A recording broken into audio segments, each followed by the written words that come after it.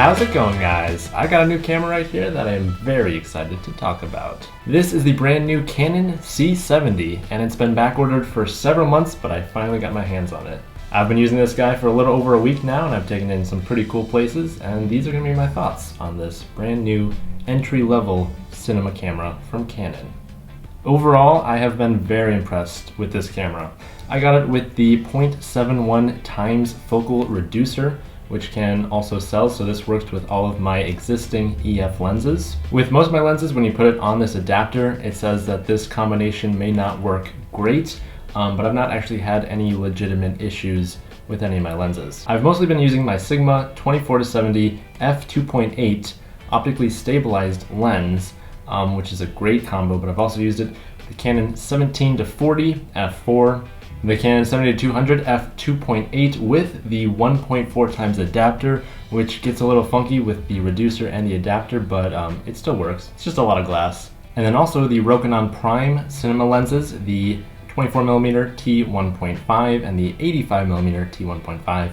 Those also are excellent lenses for this. I'm gonna set this baby down right over here as we talk about some specs. What I've found to be my favorite shooting settings so far have been XF-AVC YCC 422 10-bit at 4K long GOP. There's a couple other videos already out there that will go more in depth about comparing the different formats, but personally I think that's my favorite. I shoot everything in C-Log 3, and the fascinating thing that I just found out is when you take the log clips and drag them into Final Cut, it will automatically apply the Canon C-Log 3 LUT to your log footage and make it sort of normal. You also have full control to turn off the LUT or change it to another one and do all of your color editing right there. One of the concerns that I had about shooting log is that in post it's going to take much more time to do all your color work, but this honestly makes it super easy. Now for some issues that I've run into. So I bought the Lexar V90 SD cards, which is what everybody was recommending. They said that you need the fastest, so that's what I got. There's two SD cards on a camera, which is quite nice. So I got a Lexar V90 and a Lexar V60 SD card, and I've had nothing but issues since the first time I used this. Do not buy the Lexar V90 card for this camera. I am constantly running into buffer issues where it will stop recording mid-take because it's filled up the buffer. What's kind of boggling about this is that the camera tells you the megabytes per second that's recording. So with the settings that I mentioned earlier, it's 160 megabytes per second, and this card is rated up to 300 megabytes per second. So it should have no problem with buffer at all, and yet it constantly stops recording mid-take. Not only that, but occasionally when I turn the camera on, it won't even recognize that the V90 card is in the slot. It says it's like an unreadable card, and then when I turn it off and turn it back on, sometimes it'll come back, but it says some clips require data recovery or something like that, which I've done that process and it does save all the clips. Like, I haven't actually lost anything that it says it recorded, but it's just weird. I've actually had fewer problems with the Lexar V60 card than I've had with the V90 card. And the V90 card is much more expensive. Anyways, I've been shooting with SanDisk my entire life, and I mistakenly switched over to Lexar because I thought that was just going to be the best option, but you should stick with SanDisk SD cards for this camera. Alright, the one other minor issue that I found is outputting video over the HDMI, which this has a full-size HDMI on the side of the camera, which is very nice. Since I am shooting this in log, the camera has an option for the built-in monitor to put on a LUT so it looks relatively normal, but over HDMI you don't have that option. It's not a big deal, and most HDMI monitors do have their own sort of LUT options where you can load your own in there, so it'll display with that, but it would just be a little more convenient if they were able to apply the LUT as it's sending out through HDMI. Possibly could just be a firmware update in the future, and I think that's the same with the SD cards, because they need to figure that out. One other interesting thing going back to the SD cards is this camera can shoot in 4K 120 frames per second, which is mind-blowing. The footage looks amazing. When I'm shooting on the V90 card, it can record for about 5 to 10 seconds before it hits the buffer. But with the V60 card, I've hit no limit when recording 4K 120. Now for some good news. The image quality from this camera is phenomenal. The dynamic range is probably the best I've seen of any camera in this budget. The sensor is really at the same level as many of Canon's much more expensive cinema cameras. The form factor I just absolutely love. I've been shooting on the Canon 1DX Mark II for the past 3 years now. I'm actually filming this video still on the 1DX Mark II.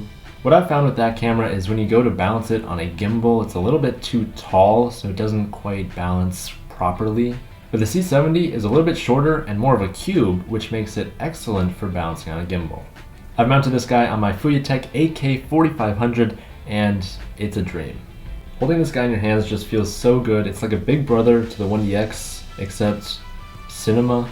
I really appreciate how the battery cutout is like mostly internal, so the battery doesn't stick out unless you get a larger capacity battery, which you can stick out. But just for mounting on gimbals, I like this very clean look, along with the flip-out screen that is tilty, reminiscing back to my ADD days. I love it. Speaking of batteries, I actually picked up a spare battery here, and this guy was half the cost of the original Canon battery, and it actually lasts a little bit longer than the original one. I'm getting about 200 minutes on the original Canon battery and 215 minutes on this spare one. The reason for this is that the Canon is 3100 milliamp hours and the off-brand is 3400 milliamp hours. I'll leave a link down in the description below to where you can find this on Amazon. I also designed this shirt because I was looking for one, and there just are no C70 shirts online, so you can also buy this on Amazon if you'd like. I think it looks pretty good. Alright, now for some test footage. I took the C70 to the Super Bowl experience and filmed all around there. The interesting thing is that while going through security to get into the event, I had this in a backpack and it went through the X-ray scanner, and the guy was like, "Is that a camera?" And I was like, "Yeah." And he was like, "Just so you know, they don't really allow professional cameras in here. Is that lens shorter than 3 inches?" And I'm like, "Yeah." And he's like, "Okay." So this brings up an interesting point where if you were to take any of Canon's larger cinema cameras and try to do that, that would not fly. So you instantly have to get more permissions to film in more places. With this, on the other hand, it almost is like a little mirrorless camera, so people aren't necessarily going to stop you as often. Of course, you can always build out the camera with a camera cage and add a bunch of accessories and make it super huge, which of course makes you look more professional, but you can't make a large camera shrink down. For the test footage here, this is an example of the log footage coming straight out of the camera, and now I'm going to apply the Canon C-Log3 LUT, and then also here's an example of a color grade that you could do on top of that. I've never used a camera before that has built-in ND filters, and I have to tell you, it's one of the most convenient features that instantly makes your footage look so much better. So back at home, I have some screw-on ND filters which go on the front of my lenses, but they're just so inconvenient to use, and personally I didn't really like how the lens flares kind of bounce off that extra piece of glass, and it changes the look of your image. Whereas with this, when the ND filter is inside the camera, you're not going to have any of the issues with the light bouncing differently. It just goes straight to the sensor and cuts down the light, and it's just amazing. You have the ability to stack the ND filters up to ND10, so you can be shooting wide open at T1.5 in broad daylight, and it looks good. One more note that makes me really happy that I bought the focal reducer is that it adds a stop of light. So this Sigma lens is an f2.8, but when it goes through the focal reducer, it technically is an f2.2, and it actually reads that way on the screen. It tells you the actual aperture once passing through the focal reducer, which is very impressive. Well, that's going to wrap it up for my first week of shooting with the Canon C70. The issues that I've run into really are pretty minor, and there's simple solutions to all of them. I've not run into any glaring problems with this camera. If you're considering upgrading to a cinema camera, I would happily recommend the C70. That's it for now. Stay tuned for a short film I'll be filming in the next couple of months with this camera. Thank you all for watching, and as always, don't forget to keep it pro.